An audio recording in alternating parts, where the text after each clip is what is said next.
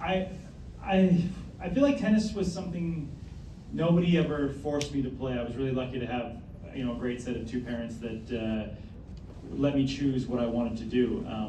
Tennis was an activity I did with my dad. He would come home from work every day, and we would go to the tennis court. I played every sport when I was a kid. I just was a little bit better at tennis. I had a little bit more of an interest in it, a little bit more of a knack for it.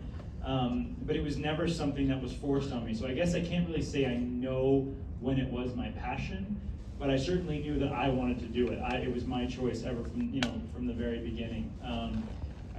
I think that's a really important thing. I think if something is forced upon you, no matter the age, it becomes very difficult. If it's not your choice, you're not the one driving it, whether it's a parent or a coach or a sibling or whatever it might be, it really has to come from within. And I think I got really lucky that my parents let me do that, and it eventually turned into my job. But even before that, it was my passion, my whole life.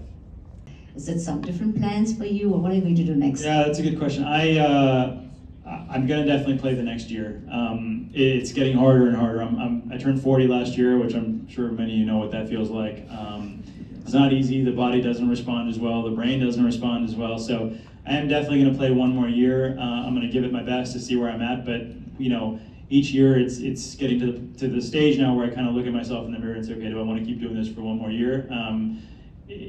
So I don't know much past that, but the short-term plan is to, yes, keep playing one more year at least. And I know you come often to Indiana. Do you plan to relocate to Indiana, or do you still? Yeah, it's certainly not. I mean, look, we have our roots here. My mom still lives here. We love being here, my wife and I. And I think it's something that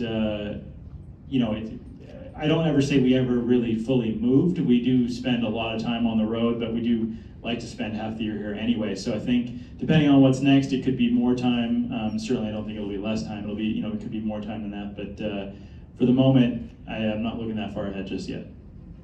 Yeah, and last question, that in your career, it's not easy. I turned pro in 2005, and I won my first Grand Slam in 2020. So that's a long time. I think at the time I played the most majors without actually having won one in the history of tennis. So I actually at the time set that record, which I'm not sure if it's good or bad, but anyway.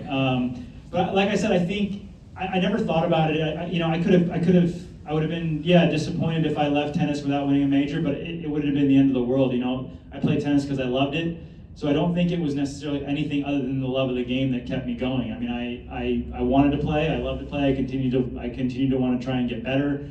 To try and improve, with the full well reality knowing that I could never win one, and that would still be okay. I tried my best. So I think having that mindset was probably the most important thing.